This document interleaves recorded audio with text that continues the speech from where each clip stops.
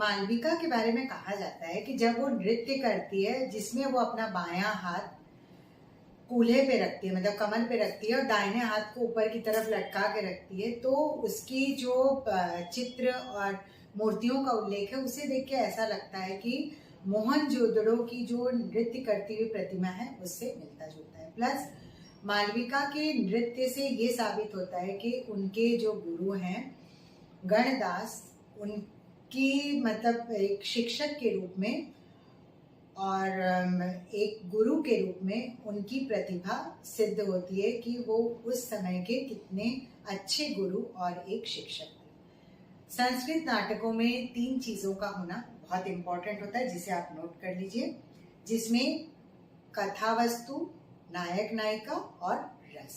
रस के बिना नाटक में कुछ भी नहीं है, रस से ही अभिनय होता है और जिससे कि दर्शक अंत तक नाटक से जुड़े रहते हैं। अब कुछ और इसमें नोट करने लायक चीजें हैं।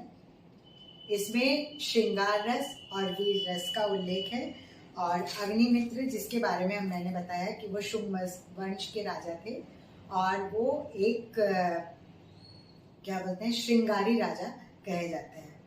मालविकाग्निमित्रम जो है वो श्रृंगार परक रूपक है। इसमें 13 स्त्री पात्र है, 9 पुरुष पात्र है। मतलब एक जैसे समकार नहीं कहा जाता है रूपकों में, उसी तरह से इसे भी आप एक एग्जाम्पल मान सकते हैं। चालुक्य नृत्य जिसका कि उल्लेख बार बार किया गया है कि मतलब मालविका का नृत्य चालुक्य पे आधारित था। राजा की 2 पत्नियां जिनका नाम मैंने पहले भी बताया, धारिणी और इरावती।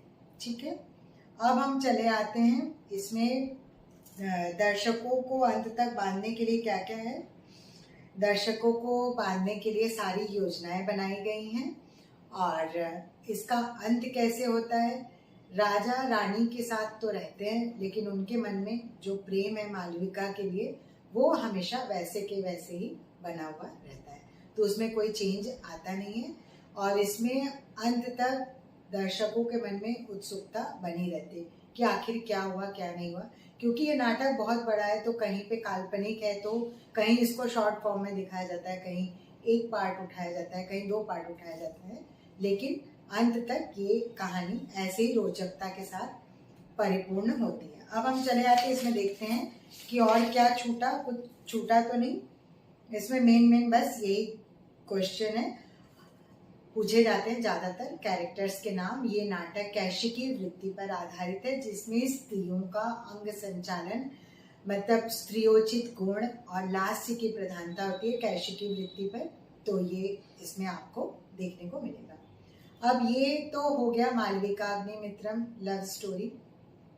अब मैं 2023 के कुछ ऐसे हैं क्वेश्चन जिन्हें कि मैं शेयर नहीं कर पाई थी क्योंकि टाइम बहुत कम था। एक बार एग्जाम हुआ, फिर एग्जाम कैंसिल हो गया, और कुछ लोगों ने पेपर का एनालिसिस मांगा था, तो एनालिसिस मैंने पहले कर दिया कि अनसीन पैसेज कैसे आएगा क्या आएगा। तो अब मैं कुछ प्रश्न जो छूट गए थे, जो बहुत इंपॉर्टेंट है, बार बार पूछे जाते हैं, तो उन्हें मैं आपके साथ शेयर करना चाहूंगी। ऐसा नहीं कि ये सारे क्वेश्चन वैसे ही आए, लेकिन हाँ इतना तो है कि सिलेबस पे बेस्ड, तो उसी के हिसाब से ये पूछे जाएंगे। तो इसको देखने के लिए आप हमसे जुड़े रहिए। मैं आपको अभी क्वेश्चन पढ़ के बताती हूँ कि क्या क्या पूछा गया था। मालविकाग्निमित्रम की स्टोरी हो गई, लेकिन जो लोग दिसंबर में एग्जाम देने जा रहे हैं वो पुराने वीडियो को देखिए। साथ साथ कुछ क्वेश्चन छूट गए थे जो कि बहुत इंपॉर्टेंट है परफॉर्मिंग आर्ट्स वाले सेक्शन में, जो कि डांस और ड्रामा थिएटर, ये सारे स्टूडेंट्स को ये करना कंपलसरी है। डांस का तो मैं बहुत बार दे चुकी हूँ। परफॉर्मिंग आर्ट्स वाले सेक्शन में कुछ इंपॉर्टेंट क्वेश्चन है जिन्हें आप नोट कर लीजिए और उनके आंसर के साथ कि क्या क्या इसका आंसर होगा। मध्यकालीन संकल्पना के अनुसार नृत्य और नृत्य के बीच में समान कारक कौन सा है। तो समान कारक है अंग विक्षेप। जब हम नृत्य करते हैं तब अभिनय नहीं करते हैं, और जब नृत्य करते हैं तब हम अभिनय करते हैं। अंग विक्षेप क्या होता है, अंगों का संचालन, जिसमें हम आंगिक नियमों का पालन करते हुए नृत्य करते हैं। मतलब चाहे बॉडी मूवमेंट आप अभिनय के साथ करिए या शुद्ध नृत्य के साथ करिए, तो बॉडी मूवमेंट दोनों में इम्पॉर्टेंट है। रामानंद के निम्नलिखित शिष्यों में से राजपूत राजकुमार कौन था? पीपा। इसमें 4 ऑप्शंस दिए हुए थे। ये भक्तिकालीन की बात हो रही है, जिसमें भक्तिकालीन कवियों की रचनाओं पर सब क्लासिकल डांस आधारित है। तो भक्तिकालीन मूवमेंट को आप बहुत अच्छी तरह से पढ़ लीजिएगा, जिसमें मीराबाई वगैरह सब आते हैं। ठीक। उत्तर पूरा पाषाण काल के दौरान निम्न में से कौन सी कलात्मक कृति विकसित नहीं हुई थी? मतलब हम लोग पाषाण काल के बारे में पढ़े हैं, उत्तर पूरा पाषाण काल की बात हो रही है, तो इसमें उपकरण निर्माण का आरंभिक चरण, इसका सही आंसर होगा। बिहार के लोक रूप विदेशिया का संपर्क और किस गुरु से है और किनको इसका सर्जक माना जाता है? तो इसका उत्तर होगा भिखारी ठाकुर। उनके बारे में आप जरूर पढ़ लीजिएगा। परफॉर्मिंग आर्ट्स वाले सेक्शन में भिखारी ठाकुर जी के बारे में काफी चीजें पूछी जाती हैं। तुसु और वृत्ता नृत्य किस राज्य से संबंधित है? पश्चिम बंगाल।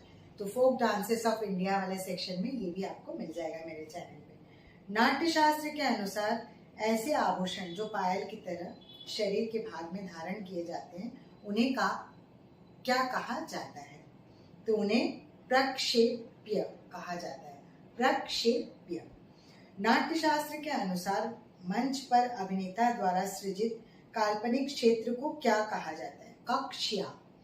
ये 4 ऑप्शंस दिए हुए थे, इसको आप ध्यान से नोट कर लीजिए। इसका आंसर होगा कक्षा। कक्षा, कक्षा नहीं। ठीक।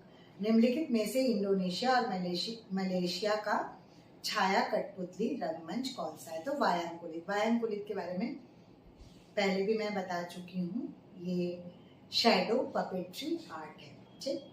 और भारतवर्ष में दर्पण एकेडमी में अभी भी कठपुतली नृत्य या शैडो पपेट्री आर्ट की शिक्षा दी जाती है। तो जो स्टूडेंट अगर सीखना चाहे तो वह वहाँ पे दर्पण एकेडमी में एडमिशन ले सकते हैं। निम्नलिखित में से किस काल रूप में ड्रम यानी चर्म वाद्य कोत्सुजुमी बजाया जाता है? तो ये नो।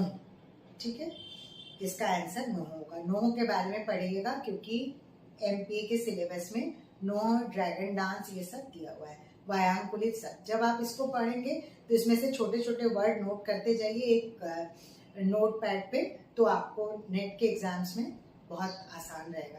और आने वाले समय में फिर से 2018 के पहले की तरह सिलेबस होगा, जिसमें कि एग्जाम शायद 25 से 50 वर्ड्स, फिर 50 से 100 वर्ड्स के बीच में आंसर देना पड़ सकता है। अभी ये कंफर्म नहीं है, ये तो जब पेपर आएगा तब पता चल जाएगा। भारतवर्ष में जैसे नाट्य शास्त्र का बहुत महत्व है, उसमें अभिनय दर्पण का भी बहुत महत्व है। इन सब चीजों से ज्यादातर डांस के क्वेश्चन पूछे जाते हैं। अब नाट्य शास्त्र के एक क्वेश्चन पे हम आ जाते हैं जो अक्सर पूछा जाता है। भरत मुनि के रंगमंच में रंगपीठ के प्रत्येक पार्श्व पर स्थित 2 वर्गाकार क्षेत्रों में प्रत्येक कोने में 4 स्तंभ होते थे, जिन्हें किस रूप में जाना जाता था? तो इसका नाम मध्यवारणी है। ये कई बार ये क्वेश्चन रिपीट किया गया है। तो जब आप मेरे नाट्य शास्त्र वाले सेक्शन में जाएंगे, जिसमें मैंने भाग 1 और भाग 2 दिया है, तो आप उसमें देखेंगे कि नाट्य शास्त्र के 1 से लेके 36 अध्याय में क्या है, तो वो आपका रिवीजन हो जाएगा। तो बस अब वीडियो यहीं पे मैं ख़त्म कर रही हूँ, क्योंकि बहुत लंबा वीडियो आजकल कोई देखना नहीं चाहता है।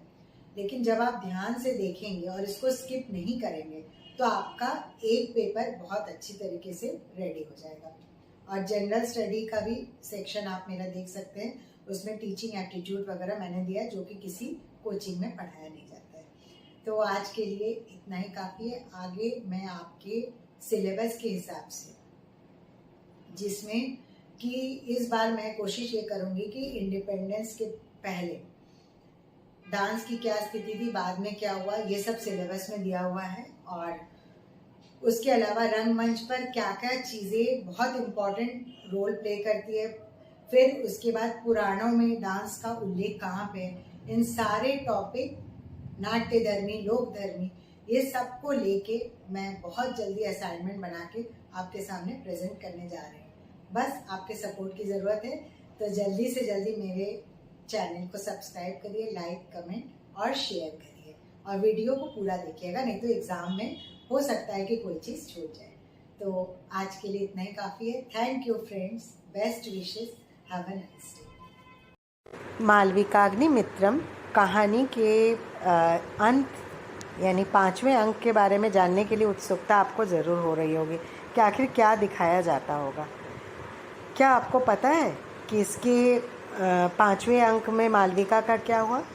जब रानियों को ये पता चला कि मालविका विदर्भ की राजकुमारी है, तब उन्होंने उसे राजा अग्निमित्र की तीसरी रानी के रूप में स्वीकार कर लिया। इस प्रकार दर्शकों को नाटक का रोचक अंत देखने को मिलता है।